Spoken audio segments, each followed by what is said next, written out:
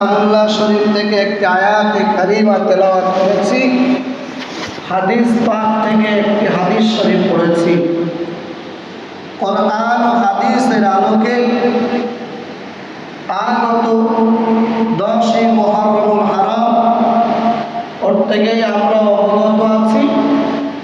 আগামী রবিবার, আজকে শুক্রবার 8 তারিখ, আগামীকাল শনিবার, তারপরের দিন রবিবার 10ই মুহররমুল হারাম। যারা রোজা রাখবেন, দুদিন রোজা রাখতে হবে, 9 তারিখ 10 তারিখ অথবা 10 তারিখ 11 তারিখ। যারা 9 তারিখ 10 তারিখ রাখবেন শনিবার এবং রবিবার, যারা 10-11 রবিবার এবং সোমবার, এই 2 দিন রোজা রাখবেন।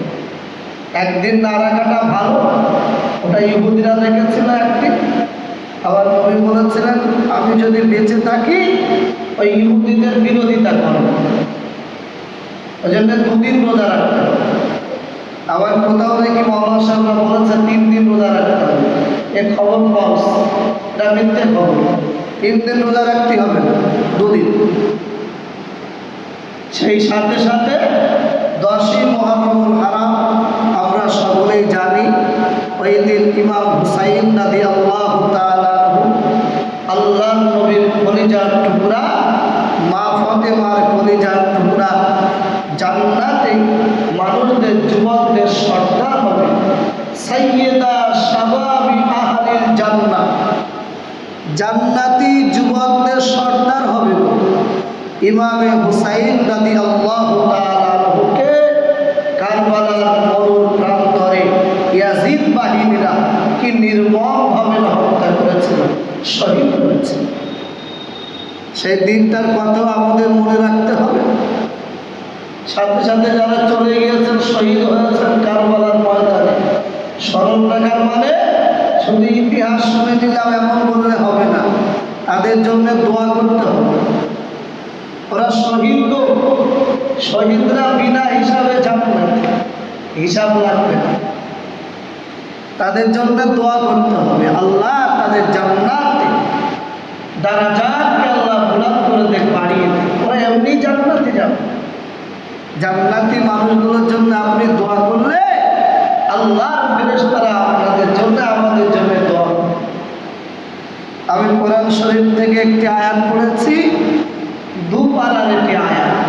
আল্লাহ রাব্বুল আলামিন বলেন, ওয়ালা তাকুলু লিমান ইউকতালু ফি সাবিলিল্লাহি আমওয়াত, যারা আল্লাহর রাস্তায় শহীদ হয়ে যায়, যারা আল্লাহর রাস্তায় মারা যায়, ওদেরকে তোমরা মুর্দা বলো না, ওদেরকে তোমরা মৃত বলো না, বাল আহইয়া, ওরা সকলেই জীবিত। ওয়ালাকিন লা তাশউরুন, তোমাদের বোঝার বাইরে, তোমরা ওটা বুঝতে পারবে না। আচ্ছা, মানুষ যে মারা যায়, ABCDXYZ, যেই মারা যাবে, কবরে যখন দাফন করা হলো, আমরা রেখে দিলাম বিসমিল্লাহে ওয়া আলা মিল্লাতি রাসূলিল্লাহ, মিনহা খালাকনাকুম ওয়া ফিহা নুঈদুকুম ওয়া মিনহা নুখরিজুকুম তারাতান উখরা। মাটি দোয়া হয়ে গেল, দোয়া দানি সব কিছু কমপ্লিট। যেই চলে আসবে, আল্লাহর ফেরেশতা কবরে ঢুকে যাবে, সওয়াল জবাব শুরু হয়ে যাবে।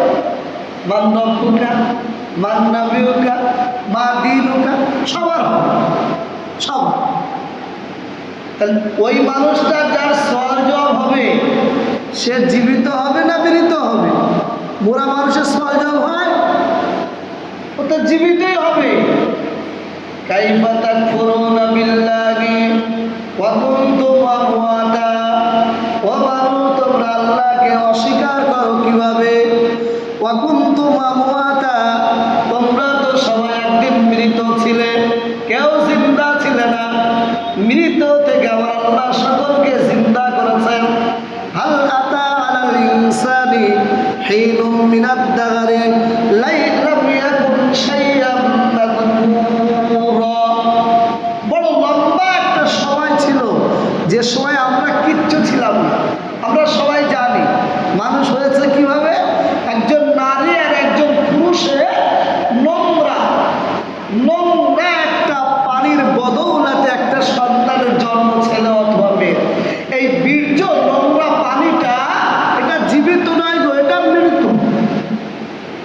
কাইফা তাকফুরুনা বিল্লাহ ওয়া কুনতুম আমওয়াতা ফাআহইয়াকুম, আল্লাহ তোমাদেরকে জিন্দা করলেন, সুম্মা ইউমীতুকুম, আবার আল্লাহ তোমাদেরকে মৌত দিলেন, সুম্মা ইউহয়ীকুম, আবার আল্লাহ তোমাদেরকে জিন্দা করলেন।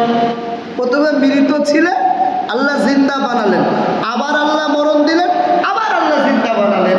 কবরের জীবন অনন্তকালের জন্য জীবন, এই এমন একটা জীবন আমরা পেলাম, এরপরে আর কোনো মরণ হবে না। লা ইয়ামুতু ফিহা ওয়ালা ইয়াহইয়া, আর মরণ বলে করে কোনো জিনিস থাকবে না। এইবার চিরজনকাল তোমার মনে যেটা হবে সেটা। সবাই তো জীবিত, আমার বলার উদ্দেশ্য ছিল এই, কবরে গেলেই তো সবাই জীবিত। যে মানুষটা শহীদ হয়েছে সেও যেমন কবরে গেলে জীবিত, যে শহীদ হয়নি সেও যদি কবরে চলে যায় সেও তো জীবিত। তাহলে আল্লাহ ডবল করে কেন বললেন যে যারা শহীদ হয়েছে তাদেরকে তোমরা মৃত বলো না? কেন, তো সবাই তো জীবিতই তো হবে। তাহলে হ্যাঁ শোনো, আর পাবলিক কবরে গিয়ে জীবিত হবে আর শহীদেরা কবরে গিয়ে জীবিত হবে, দুটোর মধ্যে একটু ফারাক আছে। বাবা, কি ফারাক আছে? শহীদ যখন কবরে চলে যাবে, শহীদের রূহটা জান্নাতি একটা সবুজ পাখির ভিতরে দেওয়া হবে। ওই জান্নাতি সবুজ পাখিটা ডানা মেলে জান্নাতে উড়বে, জান্নাতের এক প্রান্ত থেকে আর এক প্রান্তে যাবে, ঘুরতে ঘুরতে আল্লাহ পাকের আরশে আজিমের নিচে দাঁড়িয়ে যাবে। আবার আল্লাহ বলবেন, ও শহীদ বান্দা বলো তোমার চাওয়া কি, বলো কি চাও? শহীদ বান্দা বলবে, আল্লাহ যে নিয়ামত আপনি আমাকে দান করেছেন এই নিয়ামত অপেক্ষা আর কিছু আমি চাই না। আপনি তো আমাকে জান্নাত দিয়েছেন, জান্নাত থেকে আর কি নিয়ামত আমি চাবো গো? এর থেকে বড় নিয়ামত আর হয়? আমি আর কিছু চাই না। আবার আল্লাহ জিজ্ঞাসা করবেন, ও শহীদ বান্দা বলো তুমি আমার কাছে কি চাও বলো? শহীদ বান্দা বলবেন, আল্লাহ আমার কিছু চাই না। আবার আল্লাহ জিজ্ঞাসা করবেন, শহীদ বান্দা বলো আমার কাছে কি চাও বলো? ওই সময় বান্দা বলবে, আল্লাহ যদি দিতে হয় আর একবার জানটা ফিরিয়ে দেন, ওই জানটা নিয়ে দুশ্মনের সামনে গিয়ে দাঁড়াই। আপনার ঘর মসজিদকে বাঁচানোর জন্য, নবীর সুন্নাতকে জিন্দা করার জন্য, কোরআনকে জিন্দা করার জন্য, দ্বীন ইসলামকে জিন্দা করার জন্য দুশ্মনের সামনে গিয়ে নিজের জীবনটা আর একবার বিলিয়ে দেয়, আর একবার শাহাদাতের পানিটা পান করি। আল্লাহ বলে, ওটা আর হবে না গো, একবার যে দুনিয়া থেকে চলে এসেছে আর ফিরে যেতে পারবে না। বলে শহীদরা জীবিত, জানো তোমরাও জীবিত, শহীদরাও জীবিত, তবে তোমরা জীবিত থাকবে কবরের মধ্যে, শহীদরা জীবিত থাকবে আল্লাহর আরশে আজিমে।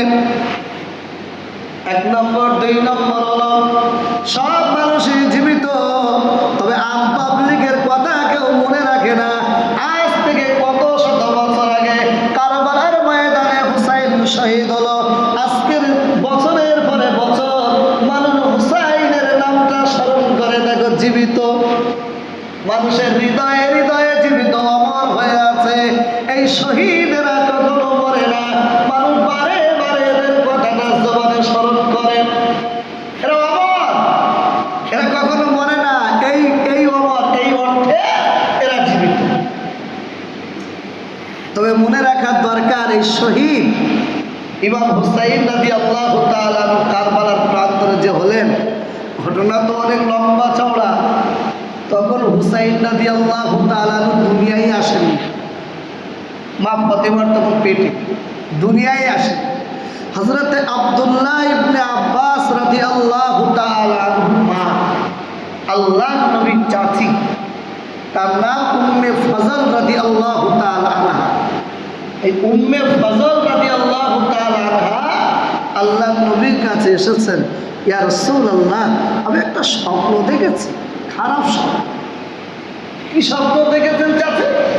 না, আমি স্বপ্ন দেখেছি আপনার শরীরের একটা টুকরো একটা গোশতের টুকরো আমার কোলে এসে পড়েছে। নবীর শরীরের গোশতের টুকরো, স্বপ্নটা একটু খারাপ মতো লেগেছে। আল্লাহ নবী একটু মিসকে হাসলেন, ওটা খারাপ স্বপ্ন না গো, আবার ফতেবার একটা ছেলে হবে গো। সুবহানাল্লাহ, আবার ফতেবার একটা ছেলে। কিছুদিন পার হয়ে গেল, সত্যি সত্যি ইমামে হুসাইন রাদিয়াল্লাহু তাআলা আর ওই কোলে উম্মে ফজলের কোলে ইমাম হুসাইন রাদিয়াল্লাহু তাআলা ওই যে স্বপ্ন দেখেছে যে আপনার শরীরের একটা গোশতের টুকরো আমার কোলে নিলেন ইমাম হুসাইনকে। আল্লাহ নবীর সামনে গিয়ে বললেন, ইয়া রাসূলুল্লাহ, আমি স্বপ্নে দেখেছিলাম আপনার শরীরের একটা গোশতের টুকরো আমার কোলে আসবে। এই তো হুসাইন আমার কোলে। আল্লাহ নবীর কাছে দিলেন, কোলে দিলেন। নবীজি হুসাইনকে কোলে নিলেন। হুসাইনের চেহারার দিকে তাকিয়ে আল্লাহর নবীর চোখ দিয়ে পানিগুলো টপ টপ টপ টপ করে গড়িয়ে পড়ে। ছোট বাচ্চা কোলে নিতে আনন্দ হবে, খুশি হবে। আল্লাহর নবী কাঁদতেছেন, চোখ দিয়ে পানি পড়ছে ঝরঝর করে। আল্লাহ নবীর চাচি আম্মা জান উম্মে ফজল রাদিয়াল্লাহু তাআলা বললেন, ইয়া রাসূলুল্লাহ, আপনার চোখে পানি, আপনি কাঁদেন কেন? আল্লাহ নবী বললেন, চাচি আম্মা জান, এইমাত্র জিবরাইল আমার কাছে এসেছিল, আমাকে সংবাদ দিয়ে গেল আমার হুসাইনকে আমার উম্মতেরা কারবালার মরুর ময়দানে শহীদ করে দেবে। তখন হুসাইন ছোট্ট, আগে থেকেই নবীর কাছে সংবাদ ছিল দুশমনেরা হুসাইনকে শহীদ করে দেবে। এখন হুসাইন হয়েছে। আল্লাহ নবীর চাচাতো ভাই হযরত আব্দুল্লাহ ইবনে আব্বাস রাদিয়াল্লাহু তাআলা আনহু, যেদিন কারবালার ঘটনা ঘটে 10 তারিখে মহররম, সেই দিন দুপুরবেলায় বললেন, আমি দুপুরবেলায় একটু শুয়েছিলাম, ঘুমিয়েছিলাম, হঠাৎ দেখছি স্বপ্ন দেখছি। কি স্বপ্ন? স্বপ্ন দেখছি আল্লাহ নবীর চেহারাটা কেমন যেন মলিন, নবীর চুলগুলো কেমন যেন উস্কো উস্কো, চেহারাটা কেমন একটা লাগছে। নবীজি হেঁটে হেঁটে আসছেন, হাতে একটা শিশি আছে। আমি বললাম, ইয়া রাসূলুল্লাহ, আপনার চেহারাটা এমন কেন, হাতে কি? আল্লাহ নবী বললেন, আব্দুল্লাহ, তুমি কি জানো না, তুমি কি জানো না কারবালার ময়দানে আমার হুসাইনকে দুশমনরা শহীদ করে দিয়েছে। এই দেখো আমার হাতে শিশি, রক্তের শিশি। আমি কারবালার প্রান্তরে ছিলাম, আমার হুসাইনের রক্তগুলো আমি জড়ো করছিলাম। এই দেখো আমার হাতে শিশি। ঘুম ভেঙে গেল। ঘুম ভেঙে গিয়ে আমি আমার সাথীদেরকে বললাম স্বপ্নের কথাটা, আর দিন আর তারিখটা মনে রাখলাম, সময়টা। দেখছি যে সময়টায় আমি স্বপ্ন দেখেছিলাম ঠিক সেই সময় ইমাম হুসাইন রাদিয়াল্লাহু তাআলা আনহুকে কারবালার প্রান্তরে শহীদ করে দেওয়া হয়েছে। আমার ভাইরা, শহীদ একটা তামান্নার নাম, একটা চাহিদার নাম, দোয়া করার নাম। সাহাবারা দোয়া করতেন আল্লাহর কাছে, আল্লাহুম্মা রযুকনি শাহাদাতান ফি সাবিলিক, আল্লাহুম্মা রযুকনি শাহাদাতান ফি সাবিলিক। আল্লাহ, আপনি আমাকে শাহাদাতের মরণ দেন, আমি যেন আপনার রাস্তায় শহীদ হতে পারি। শহীদ হলে লাভ কি? শহীদ হলে লাভ একদম সহজ। মানুষ মরে গেলে, কবরে গেলে হিসাব হবে, হাসরের ময়দানে হিসাব হবে। শহীদেরা কবরে যাবে, হিসাব নেই। হাসরের ময়দানে যাবে, হিসাব নেই। বিনা হিসাবে জান্নাত। ওটাই ওদের দলিল, ওটাই ওদের দলিল যে শহীদ যেটা হয়েছে আল্লাহর সামনে যখন দাঁড়াবে, কারোর হাত নেই, কারোর পা নেই, কারোর নাক নেই, কারোর চোখ নেই, কারোর মুন্ডু কাটা, কারোর এই তাই কি অবস্থা, আল্লাহ জিজ্ঞাসা করবেন, কি গো তোমার এই অবস্থা কেন? গোটা পৃথিবীর মুফতি সাহেবদের কাছ থেকে ফতোয়া নাও, আম পাবলিক যখন মারা যায় তখন তাকে গোসল দেওয়া হবে, তারপরে দাফন করা হবে। শহীদরা যখন মারা যাবে, শহীদদের কোনো গোসল হবে না, বিনা গোসলে, বিনা গোসলেই দিয়ে দেওয়া হবে। কেন? ওটাই ওদের দলিল, ওটাই দলিল নাজাত পাওয়ার জন্য। আল্লাহ রাস্তায় শহীদ হয়ে গেছে, বিনা হিসাবে যাবে। ওমর ফারুক দোয়া করতেন আল্লাহর কাছে, আল্লাহুম্মা রযুকনি শাহাদাতান ফি সাবিলিক, আল্লাহুম্মা রযুকনি শাহাদাতান ফি সাবিলিক।